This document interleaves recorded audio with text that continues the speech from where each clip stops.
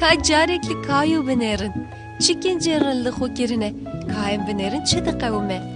Navi çirokame, dade ya nuya kayu. De uba ve kayu, jibo şiveke taybet derketin derdi. Acı da varım.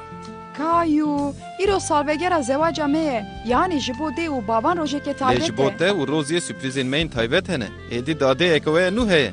Mev ne nuwaze? Lê ez dadeyeke nû naxwazim. Eva hat divê Julî be. Ez ê jê re derî vekim. Ez ji Julîyê qet hez nakim. Julie dade ya kayu û roziye ya nubu. Lê kayu dade ya xuya her car dixwest. Loma biryar dabû ku ew ê ji Julie'ye qet hez neke. Merhaba Kayu, navê min Julie ye.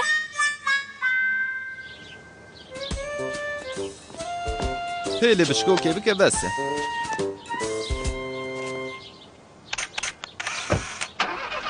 Oğra xêrê. Be.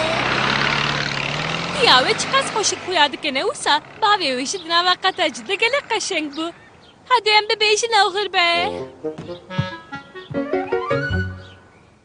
Bu ev var. û wextê şîvê hatibû. Ez naxwazim şîvê bixwim. Hiç naxwazim şîvê bixwim. Kayu, divê tu şîva xwe bixwî.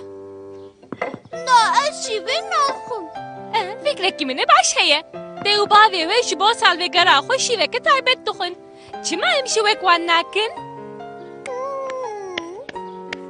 Her çi kas kayu biryar dabû ku ji Julie'ye hez neke jî. Kefa wî ji vê fikrî re gelek hatibû. Hadi wê çaxî em hîn li bendî çile. Niha tu jî heman wek bavê xwe qeşeng bûyî. Bi rastî jî ez bûm. Beşik. Kayu ferq dikir ku hêdî ji Julie'ye hez dike. Hadi em niha herin roziyê ji qasîdiya te bedew bikin. Gel bu. Min girt. Kayu ji vê lîstoka Julie'ye gelek hez kiribû. Lê hîn jî nedixwest şîva xwe bixwe. De hadi Kayu, divê tu bixwî. Ez naxwazim şîvê bixwim. Ez jî naxwazim şîvê bixwim. Pir baş e. Naxwe hûn naxwazin şîvê bixwin. Hûn ê jî taştiyekê re çi bibêjin? Niha ne wextê taşteyê ye. Niha wextê şîvayê varê ye.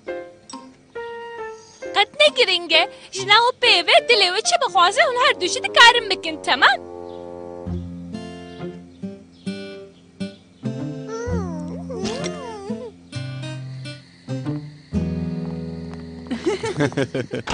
Merhaba Kayu, merhaba Julie. Ma we ji Qasimê kêf kir?